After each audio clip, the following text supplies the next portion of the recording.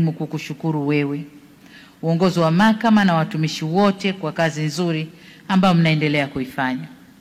Mheshimiwa Jaji Mkuu, natambua kwamba umebakisha miezi michache kustaafu, na mimi sina tena dhamira ya kugombana na majaji wale, na dhamira ya kukuacha ukapumzike. Kwa hiyo waheshimiwa majaji, jipangeni tu, jaji anakwenda kupumzika. Lakini Mheshimiwa Jaji Mkuu, niseme umefanya mageuzi makubwa ya mahakama yetu,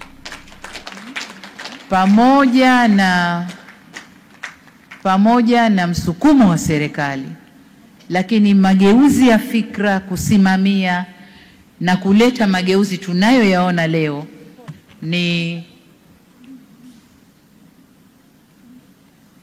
mabadiliko makubwa sana ndani ya mhimili huu. Sasa Katibu Mkuu Kiongozi, nimekuona huko hapa, umenipangia kutoa nishani kwenye sherehe za Muungano.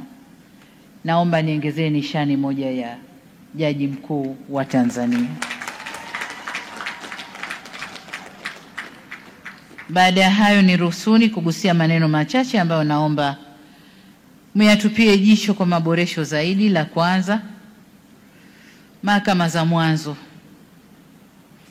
Msifungwe sana na masharti ya kiufundi kule mahakama za mwanzo, lakini kama ibara yetu ya 107A na ibara ndogo ya pili E ya katiba inavyosema, kwa katika kutoa maamuzi yake, miongoni mwa kanuni ambazo mahakama zitazingatia ni kutenda haki bila kufungwa kupita kiasi na masharti ya kiufundi yanayoweza kukwamisha haki kutendeka.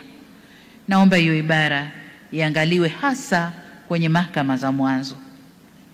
Ninatambua kwamba tumeongeza mahakimu na watendaji wengine ambao ni wataalamu. Hata hivyo, ikiwa mahakama za mwanzo zitajifunga sana na masharti ya kiufundi, zitashindwa kufikia lengo la kurahisisha upatikanaji wa haki kwa wananchi, hivyo kupelekea wananchi kukimbilia ofisi za mkuu wa mkoa au ofisi za wilaya au ofisi za Chama cha Mapinduzi.